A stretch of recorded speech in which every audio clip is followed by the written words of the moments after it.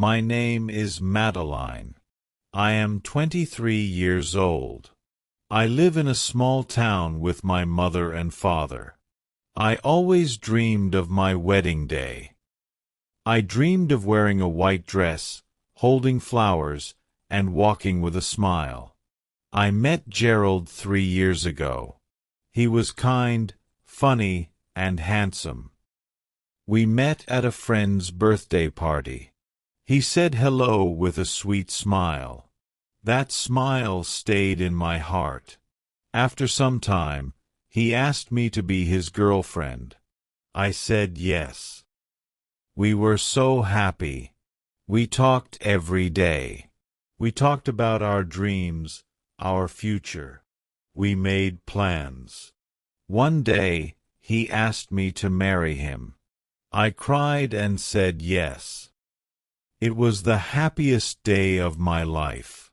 Now, my wedding day had finally come. My mother woke me up early. Madeline, wake up, darling. Today is your big day, she said with tears in her eyes. I smiled and said, yes, Mother. I can't believe it's here. My friends came to help. They did my hair and makeup. My dress was white with little shiny pearls. I looked in the mirror. I felt like a princess. Madeline, you look beautiful, my best friend, Eleanor said. The house was full of people, relatives, friends, and neighbors. Some were laughing, some were crying. My father stood near the door, watching me. My little girl is getting married, he whispered. I ran and hugged him. Don't cry, Father, I said. I will always be your little girl. He nodded but didn't speak. Gerald's family was waiting. My heart began to beat fast. My phone rang. It was Gerald. Are you okay? I asked. He laughed. Yes, I just wanted to hear your voice. I'll see you soon, my bride. I smiled. I love you. I love you too, he said and cut the call. I walked into the hall with my father. Everyone stood up and looked at me. I saw Gerald at the front. He looked at me and said, "You look beautiful." I sat beside him. We exchanged rings. My heart was full. Then something strange happened. The lights suddenly went off. The music stopped. Everyone looked around. What happened? I asked Gerald. I don't know, he said. A voice came from outside, a loud voice. Stop this wedding. Everyone turned to the entrance. A man stood there, tall, dark eyes, angry face. Who is that? I said. I don't know, Gerald said. The man walked inside. This wedding can't happen, he shouted. My mother ran to me. What is going on? She said. The man looked straight at me.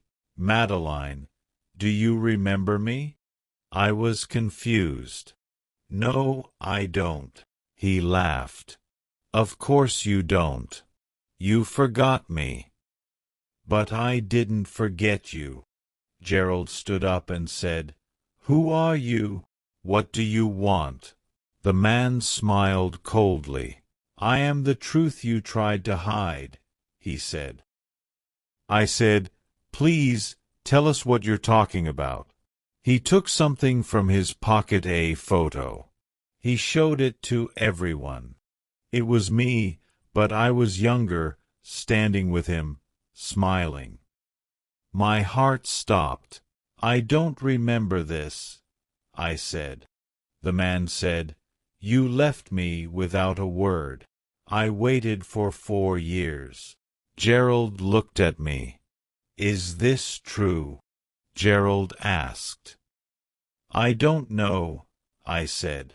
I don't remember. The man laughed. You remember everything. You're lying, he said. No, I'm not. I said louder. I had an accident 5 years ago. I lost my memory for some time. I forgot many things. My mother held my hand. Yes, it's true. She was in the hospital for weeks. The man looked shocked. Why didn't anyone tell me? He asked. We didn't know about you, my mother said. She never spoke of you. The man sat down. I waited all these years, he said. My heart broke. I'm sorry, I said. Gerald looked at the photo, then at me. Why didn't you tell me? He asked. I swear I didn't know. I don't remember anything, I cried. The man shook his head. You remember everything. You're lying. Gerald looked at the man. What is your name? Lucas, he said. I loved her. The room was quiet for a while. Then Gerald said, But she doesn't remember you, and I love her now. Lucas looked at him. I understand, but I had to try. He stood up and walked out slowly. I began to cry. My heart was heavy and full of pain. Later that night, Gerald sat beside me. Do you still want to marry me? I asked, scared. He held my hand. Yes, because I love you for who you are now. I looked into his eyes. I knew his love was real. Still, I could not forget the pain on Lucas' face. Did I really love him? The night after the wedding stopped, I couldn't sleep. My mind was full of questions. Who was Lucas? Was he telling the truth? Why couldn't I remember anything about him? The next morning, my mother brought me tea. How are you feeling, Madeline? She asked. I don't know, I said. I feel like I hurt someone very badly. I know, she said. But it's not your fault. You lost your memory. I nodded, but my heart still felt heavy. That afternoon, a little boy came to my house. Are you Madeline? He asked.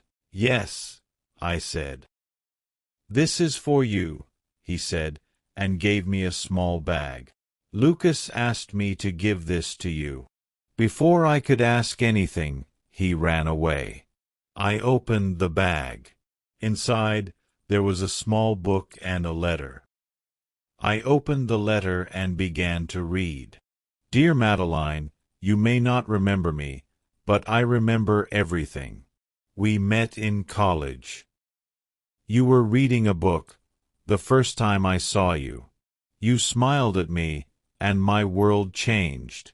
We started dating just after 2 months. You made me a better person. We talked about marriage, about building a small house, about kids. Then one day you were gone. I searched everywhere. I called your number. It was not working. I came to your house, but your parents had moved. I waited for a call, a message, a letter, but there was nothing. Years passed. I tried to forget, but I couldn't. Then someone told me you were getting married. I didn't believe it at first, but I had to see for myself. When I saw you yesterday, you looked happy, but also different. Now I understand why. You really don't remember me. That hurts more than anything. But I don't want to destroy your life. I just wanted you to know that I truly loved you, and you will always be in my heart. Goodbye, Madeline. Lucas. Tears rolled down my cheeks. I held the letter to my chest. I opened the book. Inside were pictures of me and Lucas laughing, holding hands. That evening, I told my mother and father about the letter and the photos. My mother looked sad. "I'm sorry, Madeline," she said. "You loved him very much before the accident. But we thought it was best not to tell you when you didn't remember. We were scared it might hurt you more." "I wish you had told me," I said. I sat with the book all night. I didn't know what to feel. Yes, I love Gerald now, but I had loved Lucas too, and he had suffered alone for so long. The next morning, I made a decision. I asked Gerald to meet me. He came quickly. "Gerald," I said, holding his hands, "I love you, but I need to do something first. I need to see Lucas. I need to talk to him, say goodbye properly." Gerald smiled sadly and said, "I'll wait for you." I found Lucas at his small home. He looked surprised when he saw me. "I didn't think you would come," he said. "I read your letter," I said, "and I saw the photos. I'm sorry for leaving you. I never meant to hurt you." "I'm just glad you are happy now," he replied.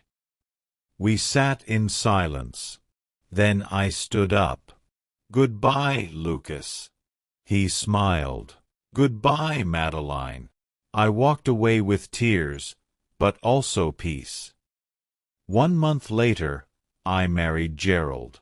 Sometimes, life takes away memories, but not the love that once lived in the heart. True love means letting go.